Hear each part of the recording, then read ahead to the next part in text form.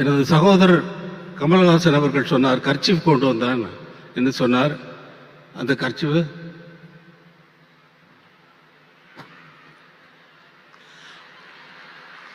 அழுததுக்கு சாட்சி இவர், கண்ணீருக்கு சாட்சி.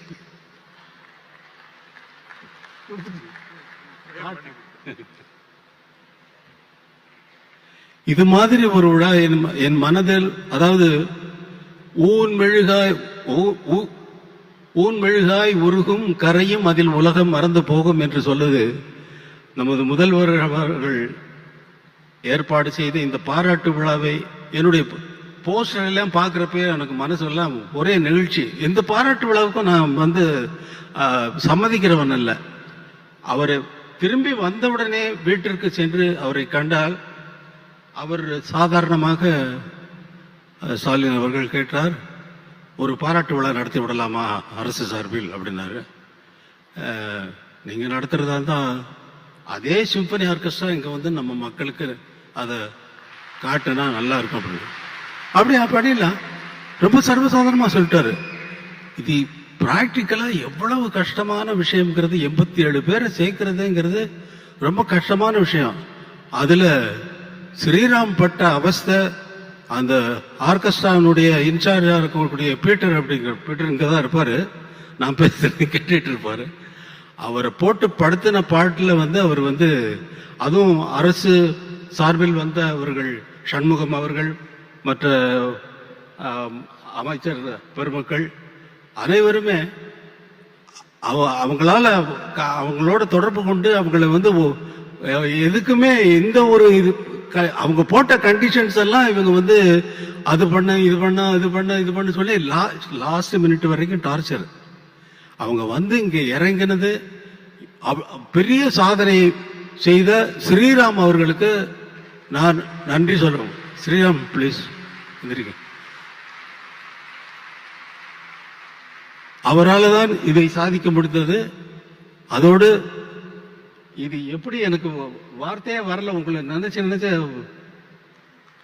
ஊன் மெழுகாய் உருகும் கரையும் அதில் உலகம் மறந்து போகும் என்கிறது, நீங்கள் எதற்காக எனக்கு இந்த பாராட்டு விழாவை நடத்தினீர்கள் என்பதை எனக்கு பிடிபடவே மாட்டேங்கிறது. எதற்காக என்பதில் சொல்லிவிட்டீர்கள், நீங்கள் சொல்லிவிட்டீர்கள், சாதாரணமாக சொல்லிவிட்டீர்கள். எனக்கு அந்த என்னால் முடியல, மகிழ்ச்சி.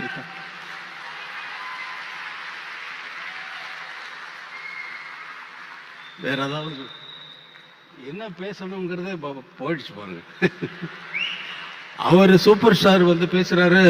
அவர் என்கிட்ட 2 நாளைக்கு முன்னாடி போன் பண்ணி, நம்ம பண்ணதெல்லாம் நான் சொல்ல போறேன் அப்படின்னாரு. நம்ம பண்ணதெல்லாம்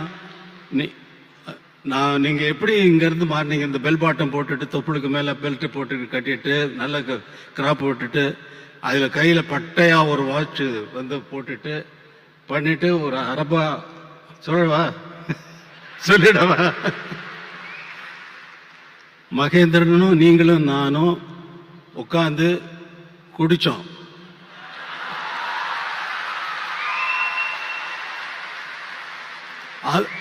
ஸ்டுடியோவில் சொல்றாரு, அவர் சொல்றாரு, என்கிட்ட சொல்றாரு, குடிச்சோம், ஞாபகம் இருக்கா உங்களுக்கு? அப்புறம் இல்ல, நீங்க அவர் அரை பாட்டில் பீரை குடிச்சிட்டு ஆட்டா இருக்கு பாருங்க அப்படின்னாரு. அதை சொல்ல போறேன்னு, நீங்க என்ன வேணாலும் சொல்லிக்கங்க, அதை பத்தி எனக்கு கவலை இல்லை.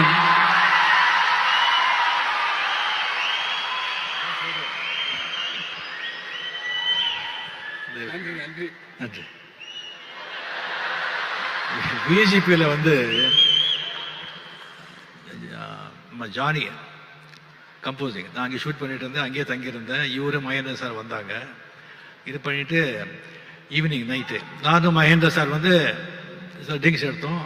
இவர்கிட்ட கேட்டோம், சுவாமி சார் என்ன பேரு ஆஃப் பாட்டில் பீர் அடிச்சுட்டு இவர் போட்ட ஆட்டோ இருக்க, ஐயோ ஐயோ ஐயோ ஐயோ 3 மணி நைட் வரைக்கும். மகேந்திரன் அப்ப சொல்றாரு, ராஜா இந்த சாங் இது சும்மா இருங்க சார் அப்படின்னு சொல்லி ஊர்ல கிசு எல்லாம் கேட்கிறாரு. மெயினா ஹீரோயின்ஸுக்கு பத்தி, அண்ணா பெரிய லவ் அதான் இந்த பாட்டு எல்லாம். சொல்லுங்க சார். அப்படி இருந்தவர் இன்னும் நிறைய இருக்கு, இன்னொரு வாட்டி நான் வச்சுக்கிறேன்.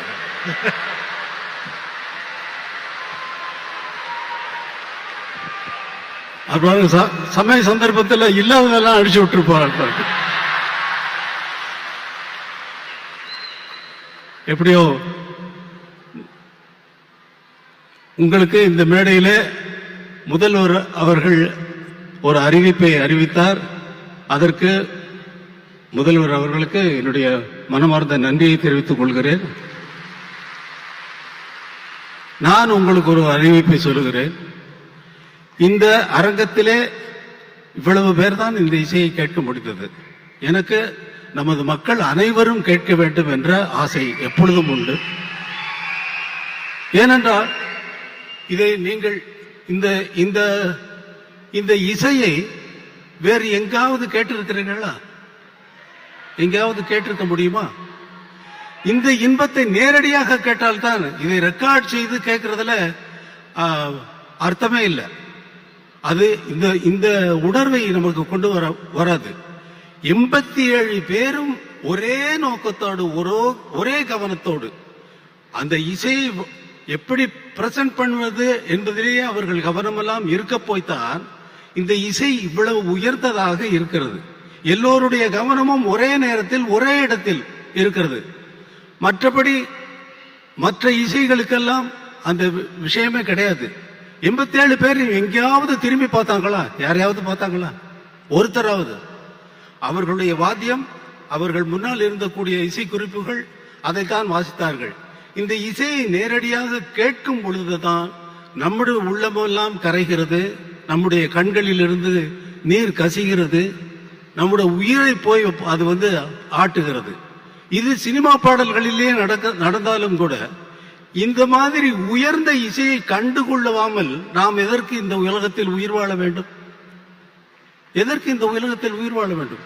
உயர்ந்த விஷயங்களை கண்டுகொண்டு அதை பற்றி கொண்டு மேலே போவதை விட்டுவிட்டு பல விஷயங்களில் நமது கவனத்தை சிதறடித்து விட்டு நம்மளது சக்தியெல்லாம் வீணாகிறது, அந்த சிதறடிக்கிறத காரணத்தினால். அதனால் இந்த இசையை நமது மக்கள் அனைவரும் கேட்க வேண்டும் என்பதற்காக பெரிய மைதானத்திலே இதே இசை கலைஞர்களை கொண்டு அவர்களுக்கு இந்த சிம்பனியை நான் நடத்தி காட்டுவேன் என்று உங்களுக்கு ஒரு வாக்குறுதி கொடுக்கிறேன். அதற்கு தமிழக முதல்வர் என்னென்ன உதவிகள் எனக்கு தேவையோ அதையெல்லாம் செய்து கொடுப்பார் என்ற நம்பிக்கையில் நான் சொல்லிவிட்டேன். அவரிடம் கேட்கவில்லை. கண்டிப்பாக என் மீது இருக்கும் அன்பிலே அவர் கண்டிப்பாக அதை செய்வார். அந்த நாள் விரைவில் வரும் என்று உங்களுக்கு அறிவித்துக் கொண்டு இந்த விழாவுக்கு இது நன்றி நன்றி நன்றி நன்றி நன்றி.